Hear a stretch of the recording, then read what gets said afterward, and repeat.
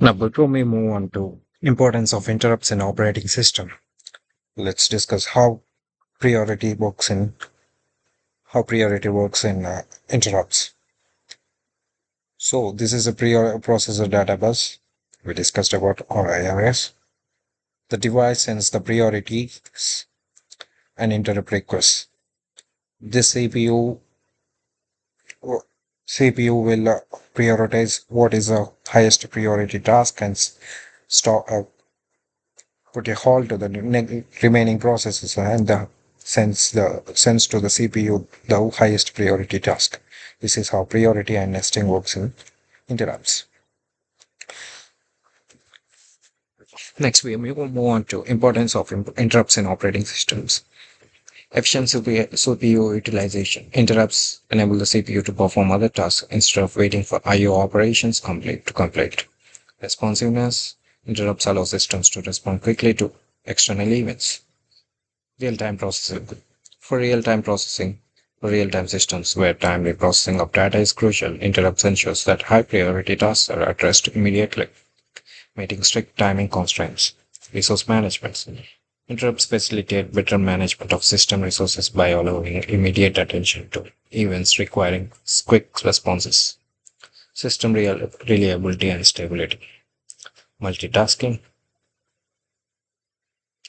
Difference between hardware and software interrupts. Hardware interrupt. A hardware interrupt is triggered by an hardware device, such as a request to initiate an operating system, an I/O operation, a hardware malfunction, or a similar event.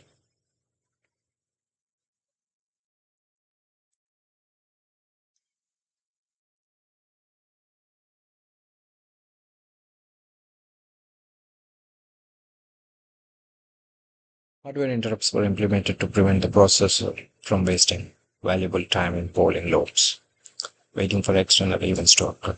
Example, when a key is pressed on the keyboard, it generates an interrupt to notify the CPU that key event has occurred, allowing allowing the operating system to process the input. Same with the movement of mouse buttons. And the next we come to is software interrupt. A type of interrupt known as software interrupt is generated by a software or the system itself rather than by hardware. These interrupts, also called as traps or exceptions, signals the operating systems or a system service to perform specific function or handle an error connection. For example, while the fork system triggers a software interrupt, a division by zero causes an exception that leads to a software interrupt. Examples: a system called to read or write data to a file is a division by zero exception, a page fault a page fault exception. Types of interrupts. There are various types of interrupts. Hardware. In hardware interrupts, maskable and non-maskable interrupts come in. And software. Exceptions come under software interrupts. We discussed about hardware. Types of hardware interrupts. Maskable interrupts, ARQs. Non-maskable interrupts, NMIs. Interprocessor interrupts, IPIs. Importance of hardware: efficiency, multitasking, resource management we discussed earlier.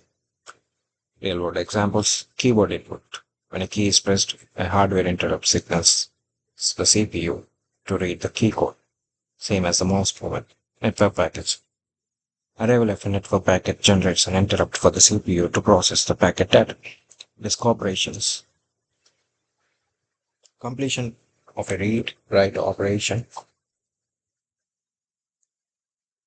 by a disk drive sends an interrupt to the CPU to process the data. Software interrupts. Software interrupts are signals generated by software to request the CPU's attention for a specific task.